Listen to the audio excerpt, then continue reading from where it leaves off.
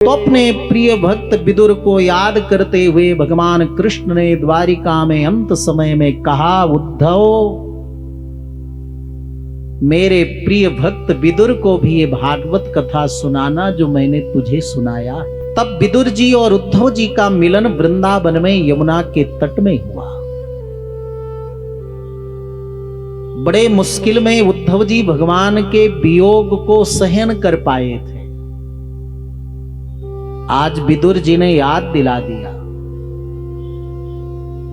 हे उद्धव आप तो भगवान कृष्ण के सखा हो, मंत्री हो, प्रेमी हो, सेवक हो, बहुत नजदीक हो। द्वारिकाधीश कृष्ण प्रभु आनंद पूर्वक द्वारिका में विराजमान है ना। भगवान का कुशलक्षेम पूछते ही उद्धव जी के नेत्रों से अश्रु बहने लगे, शरीर में रोमांच आ गया। सुखदेव जी महाराज कहते हैं क्यों ना हो, जब 5 वर्ष के उद्धव थे ना तो बच्चे खेलते हैं ना, तो उद्धव जी मिट्टी का मंदिर बनाते, मिट्टी की मूर्ति बनाते और एक कोई पत्ते में रखकर मिट्टी के ही सामग्री भोजन की बनाते, मिट्टी का गीला करके और कहते पूड़ी है, कचौड़ी है, सब्जी है। और मिट्टी की मूर्ति बनाकर पूरा दिन भगवान की सेवा पूजा में लग जाता।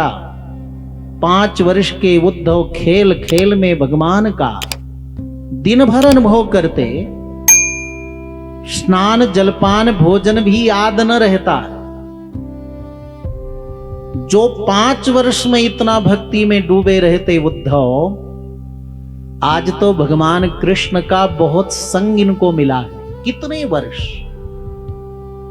सानिध्य मिला, सखा रूप में रहे, मंत्री के रूप में विराजमान रहे, बहुत नजदीक से भगवान कृष्ण का अनुभव किया। तो आज उनके वियोग में अगर ये अवस्था हो जाए उद्धव की तो आश्चर्य की बात नहीं। बहुत देर के बाद जब बहिर्मुख हुए, सामान्य स्थिति हुई, तो उद्धव जी ने कहा, विदुर जी दुर्भगो बतलोकोयम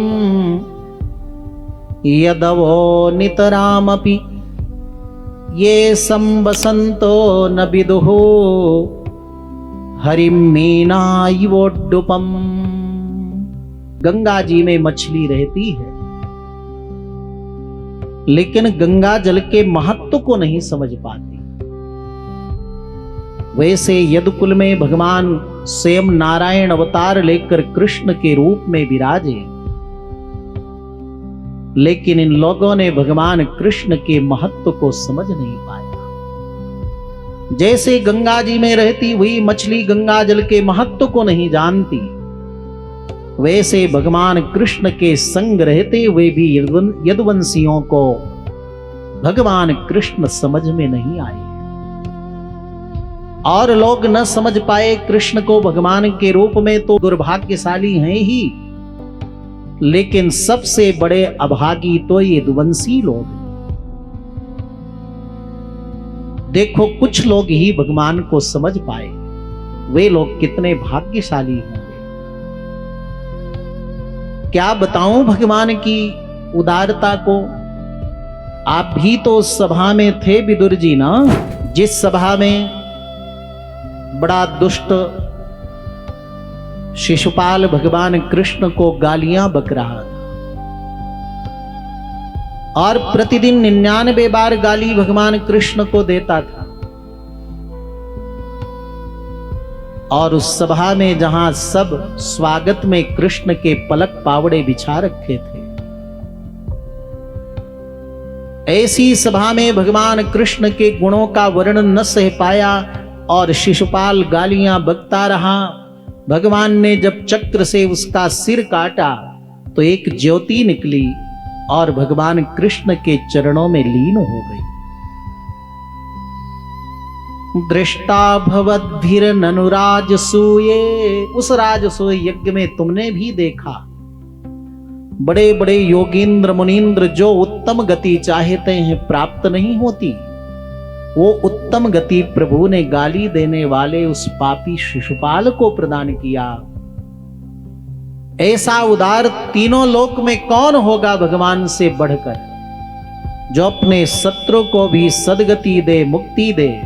ऐसे तो केवल प्रभु ही हो सकते हैं। भगवान की गोकुल की लीला, वृंदावन की लीला, मथुरा की लीला सुनाया उद्धव जी ने। और जब द्वारिका की लीला सुनाते सुनाते परम लोक गमन की बात आई तो उद्धव जी का कंठ बंद हो गया, नेत्र जल से भर आए। अब मैं भगवान के वियोग की कथा आपको नहीं सुना सकता। आगे की कथा तो आपको सुनना है तो मैत्रेय जी के पास हरिद्वार में जाओ। तब विदुर जी मैत्रेय जी के पास हरिद्वार में गए और वहां पूरी भागवत कथा श्रवण की।